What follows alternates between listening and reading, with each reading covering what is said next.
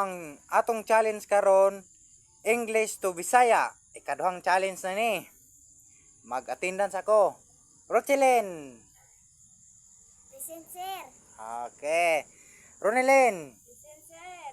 Okay. Ruby. Absent. Okay. Ang una na to pangutana si Rochelyn. Kani nana ko'y bagong kuan ron. Challenge.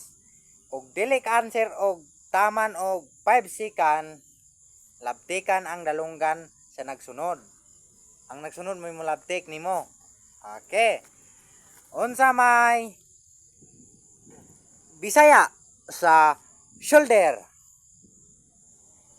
Apaga. Okay, correct. Ronelyn.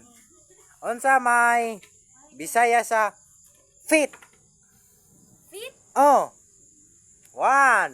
TL. Correct. Si Ruben na pod.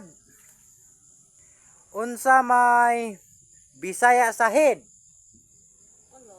Olo. Correct.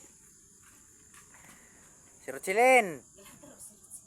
Unsa may Bisaya sa hand? Hand. Oh.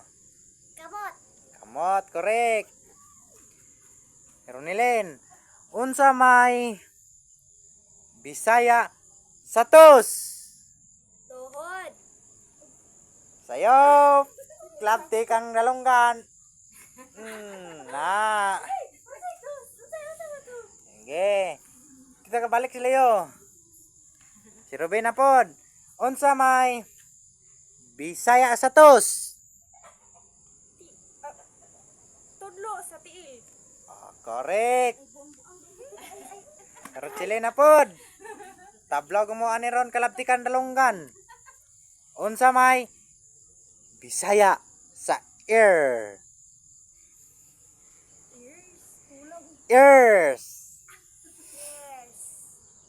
Dalunggan. Ala, correct. Papa dito lindiros. Si Ronelyn na pod.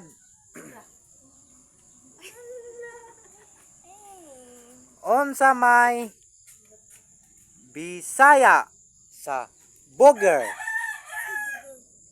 1. 2.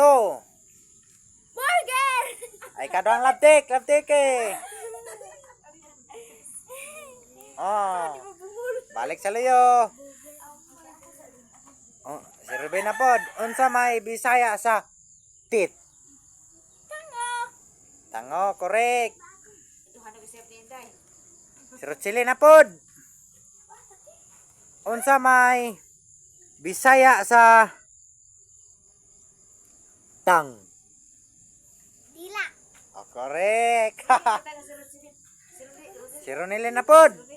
Nan? Sayon kayo. Dili sa makuha. Unsa may Bisaya sa lips? Bawa. Unsay baba? 1. 2. Nabil. Correct.